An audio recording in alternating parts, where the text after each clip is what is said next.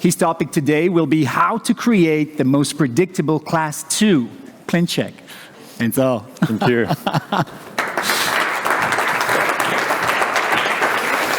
So, the main topic of today, my topic of today is the Class II and how to create a predictable Class II ClinCheck.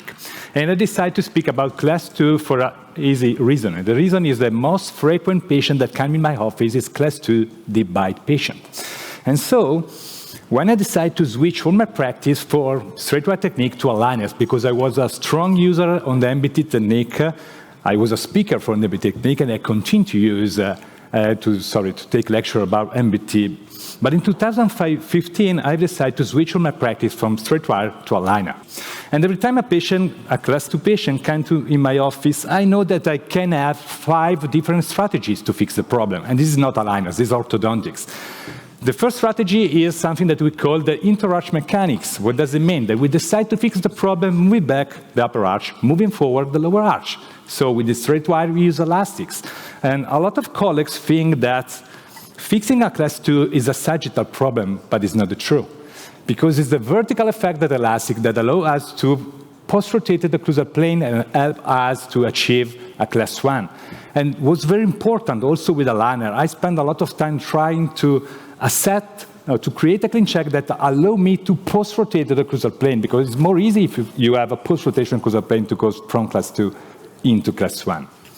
In some other patients, I prefer to fix the problem using the lower arch only as an anchorage and moving back all the upper arch. And you can do simultaneously tooth by tooth, or sometimes segmentally, moving a group of teeth.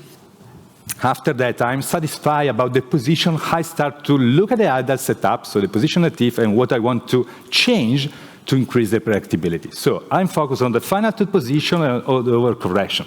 And I can give you 5 simple tips that change the predictability of my cases. The first one is stupid, but you have to underline, and is the upper molar rotation. Because literature say that in 83% of Class II patients, we have the upper molar that are mesinclined, mesirotated, mesinclined, and there is also a contraction of the upper arch. And we have to take in consideration, because in most of the cases, when you ask the technician to derotate the molar, they derotate the molar on the center of rotation. It makes no sense, because if you derotate like this, you are contracting the upper arch. And we need the Class II to expand the upper arch. And also, rotating the molar along the center rotation means 2 forces. A couple of forces is less predictable. So which are the problems of Steven?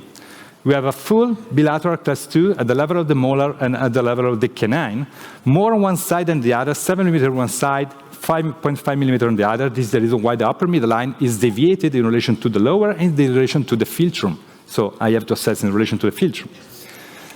Then we have some other problem, rotational problem, as usual. So we have the upper molar that are mesirotated, but then we have also a severe mesirotation of the lower second premolar, more than 70 degrees. I don't have a black spot, I have a double black spot, okay?